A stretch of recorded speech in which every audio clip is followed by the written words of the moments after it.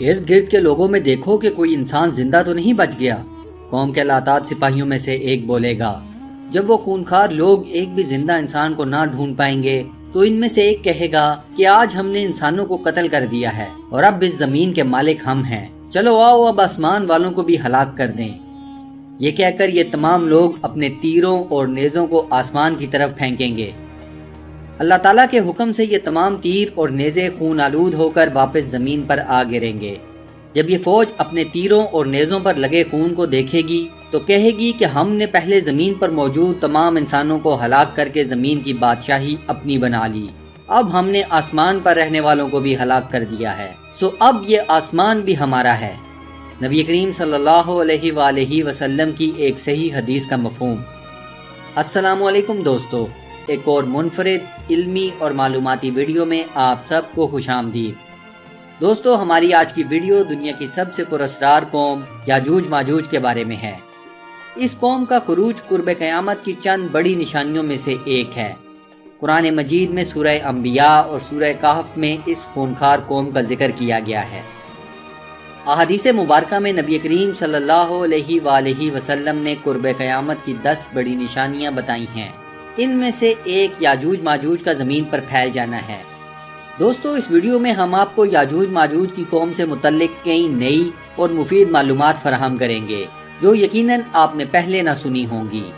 Video میں آگے بڑھنے سے پہلے ہم آپ سب دوستوں سے گزارش کرتے ہیں کہ جن دوستوں نے ابھی تک ہمارے چینل کو سبسکرائب نہیں کیا وہ ضرور سبسکرائب کر لیں۔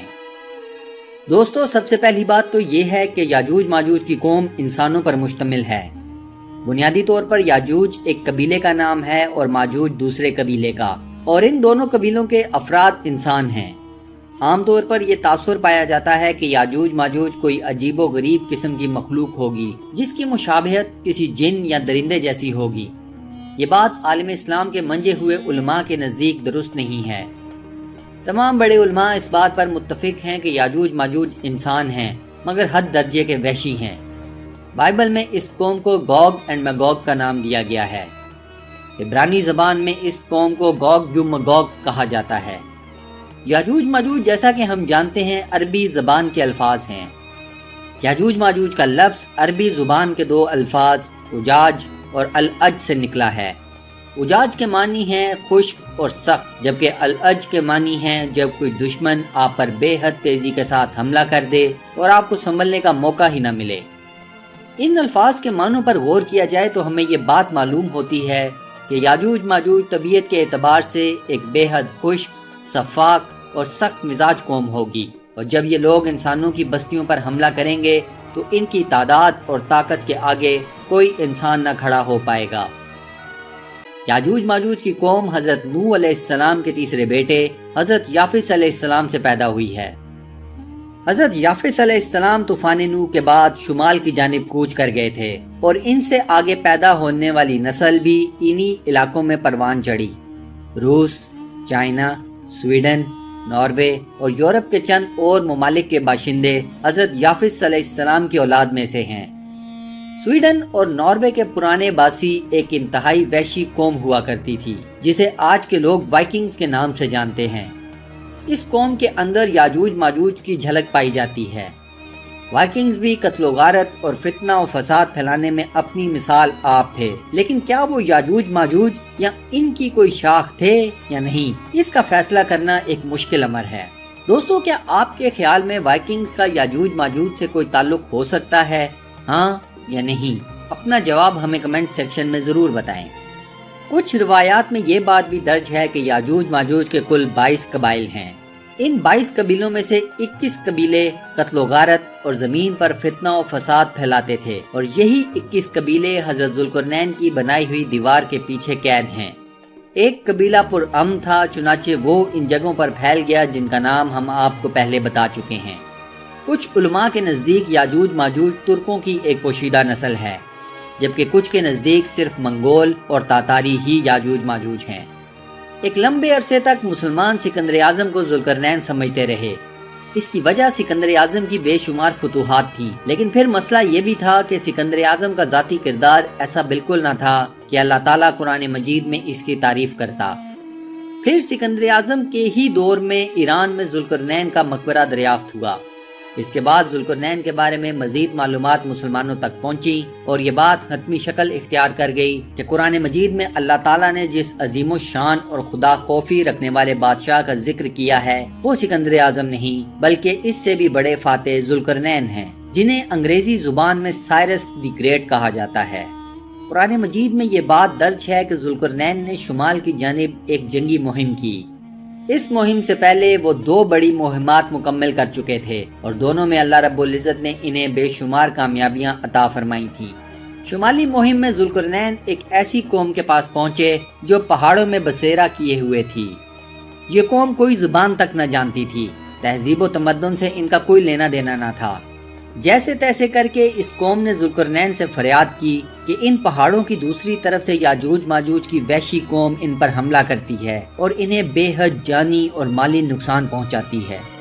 انہیں اس قوم کے خلاف ذوالقرنین کی مدد چاہیے، اور اس مدد کے عوض وہ قوم ذوالقرنین کو کوئی بھی لگان یا ٹیکس تک دینے کو تیار تھی۔ ذوالقرنین نے اس قوم کو جواب دیا کہ مجھے تمہارے ٹیکس کی کوئی ضرورت نہیں، میرے پاس اللہ کا دیا بہت کچھ ہے، تم لوگ بس مجھے جسمانی طاقت مہیا کرو۔ میں ایک دیوار بناتا ہوں ان دونوں پہاڑوں کے درمیان تاکہ وہ قوم ان پہاڑوں میں قید ہو جائے اور تب تک نہ باہر نکل سکے جب تک کہ اللہ کا حکم نہیں آتا۔ اس قوم اور ذوالقرنین کی فوج نے پہلے دونوں پہاڑوں کے بیچ زمین کھود کر بنیاد ڈالی۔ اس کے بعد ایک بے حد اونچی پتھروں کی بنی دیوار تعمیر کی گئی جس کی بلندی دونوں پہاڑوں کے برابر تھی۔ اس کے بعد اس دیوار پر لوہے کی چادریں ڈالی گئیں اور انہیں آگ سے خوب دھونکا گیا۔ جب یہ دیوار گرمائش سے سرخ ہو گئی تو اس پر پگھلا ہوا تانبا ڈال دیا گیا۔ یہ دیوار اتنی موٹی اور اونچی ہے کہ یاجوج ماجوج اس پر چڑھ نہیں سکتے اور نہ ہی اسے آج تک گرا پائے ہیں۔ یاجوج ماجوج کے ارد گرد پہاڑوں کے بارے میں عام رائے یہ ہے کہ شاید وہ تمام کے تمام پہاڑ بالکل سیدھے ہیں کہ یاجوج ماجوج ان پہاڑوں پر چڑھ نہیں سکتے، اور شاید یہی وجہ ہے کہ آج تک کوئی انسان اس قوم تک نہیں پہنچ سکا، کیونکہ جن پہاڑوں پر چڑھنا ناممکن ہے ان پہاڑوں پر اترنا بھی موت کو دعوت دینے کے برابر ہے۔ دوستو، آپ کے خیال میں کیا سیدھے پہاڑوں سے متعلق یہ بات صحیح ہو سکتی ہے؟ ہاں یا نہیں؟ اپنا جواب ہمیں کمنٹ سیکشن میں ضرور بتائیں۔ اب ہم آتے ہیں اس سوال کی طرف کہ ذوالقرنین کی بنائی ہوئی دیوار جس کے پیچھے یاجوج ماجوج قید ہیں، وہ دیوار آخر ہے کہاں؟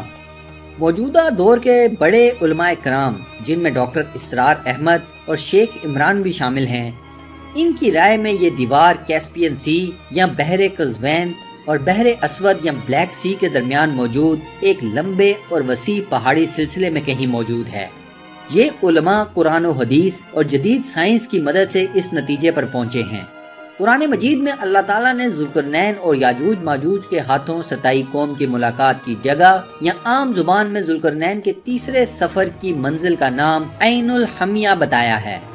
اس عربی لفظ کا مطلب ہے کہ ایسا پانی جس کی رنگت سیاہی مائل ہو۔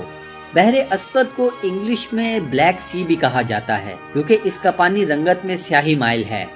یہاں اس بات کا کبھی امکان موجود ہے کہ ذوالقرنین کی تیسری جنگی مہم جو کہ شمال کی جانب تھی، اس کا پڑاؤ بحر اسود کے ساتھ سے شروع ہونے والے پہاڑی سلسلے پر تھا۔ یہ پہاڑی سلسلہ بحر اسود کے ساحل سے شروع ہوتا ہے اور کیسپین سی کے ساحل پر جا کر ختم ہوتا ہے۔ اس پہاڑی سلسلے کا نام دا کاکسس ماؤنٹین ہے۔ دلچسپ بات یہ ہے کہ اس پہاڑی سلسلے میں کئی جگہوں پر بڑے بڑے پہاڑ ایک دوسرے کے بالکل آمنے سامنے موجود ہیں، اور اس پہاڑی سلسلے میں بے شمار چھوٹے بڑے درے بھی موجود ہیں۔ قرآن مجید اور احادیث مبارکہ کی روشنی میں دیکھا جائے تو اس بات کے کبھی امکانات موجود ہیں کہ یاجوج ماجوج کو قید کی ہوئی دیوار اسی پہاڑی سلسلے میں کہیں موجود ہے۔ کچھ علماء کے نزدیک عین الحمیہ کا ایک مطلب یہ بھی ہے گرم ابلتا ہوا پانی، یا وہ پانی کہ جس میں سے دھواں اٹھ رہا ہو۔ اب ان علماء کے نزدیک اگر سیاہ رنگت والا پانی اور باقی دو معنی کو جمع کیا جائے تو یہ لاوے سے متعلق بھی اشارہ ہو سکتا ہے۔ آتش فشاں سے نکلنے والا لاوا سیاہ رنگت اور بے حد گرم ہوتا ہے۔ ان علماء کے نزدیک ذوالقرنین کی بنائی ہوئی دیوار کسی ایسی جگہ پر بھی ہو سکتی ہے کہ جہاں انسانی آبادی نہ ہونے کے برابر ہے۔ یہ جگہ بقول ان علماء کرام نارتھ پول پر بھی ہو سکتی ہے کہ جہاں کئی مقامات پر آتش فشاں موجود ہیں اور یہ آتش فشاں لاوا بھی اگلتے ہیں۔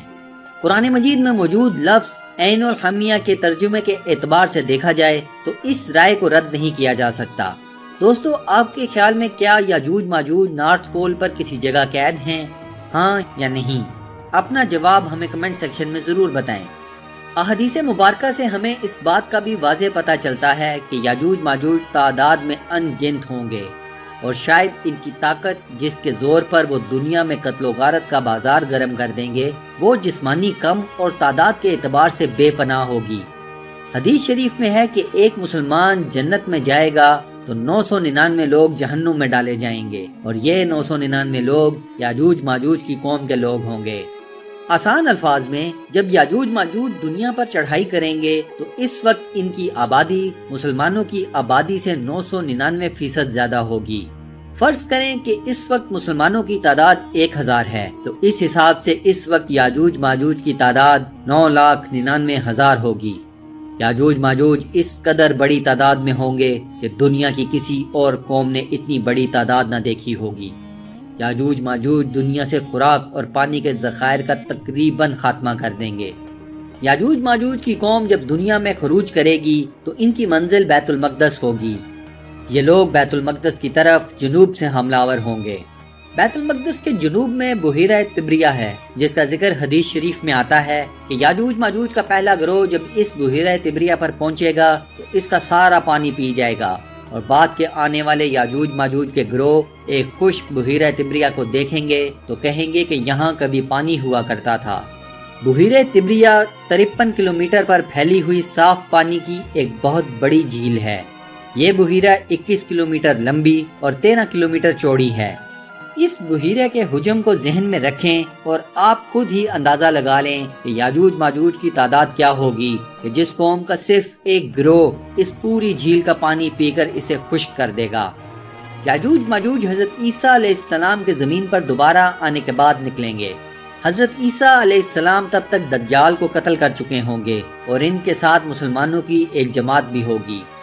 اللہ تعالیٰ حضرت عیسیٰ علیہ السلام کو وحی کریں گے کہ یاجوج ماجوج کو قید سے آزاد کر دیا گیا ہے۔ ذوالقرنین کی بنائی ہوئی دیوار اللہ کے حکم سے گر چکی ہے۔ دوستو، یہاں آپ کو ضمناً بتاتا چلوں کہ حدیث شریف میں ہے کہ نبی کریم صلی اللہ علیہ وآلہ وسلم کی حیات مبارکہ میں ہی یاجوج ماجوج نے ذوالقرنین کی تعمیر کردہ دیوار میں چھوٹا سا سوراخ کر لیا تھا۔ یاجوج ماجوج روز اس دیوار کو توڑتے ہیں، مگر پھر اس سے پہلے کہ وہ دیوار کو پوری طرح توڑ دیں، ان کا سردار کہتا ہے کہ آج کے لیے بس، باقی دیوار کل آ کر توڑیں گے۔ ان کے جانے کے بعد اللہ رب العزت اس دیوار کو پھر اپنی قدرت سے پہلے جیسا کر دیتے ہیں، اور اگلے دن یاجوج ماجوج کی قوم دیوار توڑنے میں پھر لگ جاتی ہے۔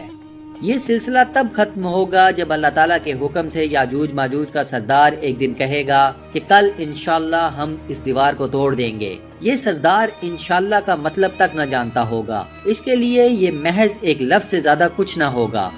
اللہ تعالیٰ کے حکم اور انشاءاللہ کہنے کی وجہ سے یاجوج ماجوج اگلے دن دیوار ذوالقرنین کو توڑ لیں گے۔ حضرت عیسیٰ کو بتا دیا جائے گا کہ وہ مسلمانوں کی جماعت کو لے کر کوہ طور پر چلے جائیں، کیونکہ یاجوج ماجوج کا مقابلہ کرنا کسی انسان کے بس کی بات نہیں ہوگی، بلکہ انسانوں کی کوئی فوج بھی ان کا مقابلہ نہیں کر سکے گی۔ ایک عرصے تک یاجوج ماجوج زمین پر قتل عام، لوٹ مار اور فتنہ و فساد پھیلاتے رہیں گے۔ حضرت عیسیٰ اور ان کے ساتھ موجود مسلمانوں کی جماعت سخت مشکل اور آزمائش کا شکار ہوگی۔ کھانے پینے کا سامان ختم ہونے کے قریب ہوگا۔ پھر حضرت عیسیٰ علیہ السلام اور مسلمانوں کی جماعت اللہ تعالیٰ کے حضور دعا کریں گے کہ وہ یاجوج ماجوج کا خاتمہ کر دیں۔ اللہ تعالیٰ یاجوج ماجوج کی گردنوں میں ایک کیڑا پیدا کریں گے، جس سے یاجوج ماجوج کی ساری قوم ایک ساتھ ہلاک ہو جائے گی۔ زمین یاجوج ماجوج کی لاشوں سے بھری پڑی ہوگی اور ایک ہتھیلی جتنی جگہ بھی خالی نہ ہوگی۔ مسلمانوں کے جانور یاجوج ماجوج کا گوشت کھا کھا کر انتہائی تندرست اور خوب موٹے تازے ہو جائیں گے۔ پھر ان لاشوں سے اٹھنے والی بدبو اور تعفن اتنا ہوگا کہ سانس لینا مشکل ہو جائے گا۔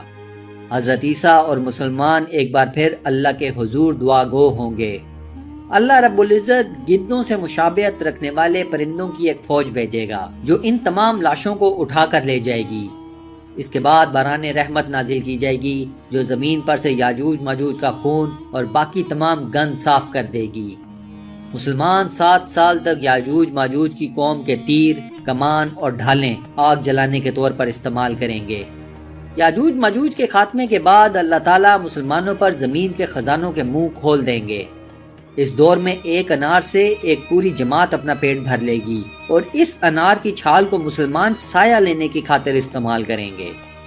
آخر میں اللہ تعالیٰ ایک خاص ہوا چلائیں گے جو اہل ایمان کی روحوں کو قبض کرے گی۔ اس کے بعد زمین پر صرف مشرک اور کفار رہ جائیں گے جو کہ کھلے عام زنا کرتے پھریں گے، اور انہی لوگوں پر قیامت قائم کی جائے گی۔ اب یہاں یہ سوال پیدا ہوتا ہے کہ کیا یاجوج ماجوج کی طرف کوئی نبی یا رسول نہیں بھیجا گیا؟ اس کا جواب یہ ہے کہ اللہ تبارک و تعالیٰ نے کوئی ایسی بستی اور کوئی ایک قوم نہیں چھوڑی کہ جہاں کوئی نبی یا رسول مبعوث نہ کیا ہو۔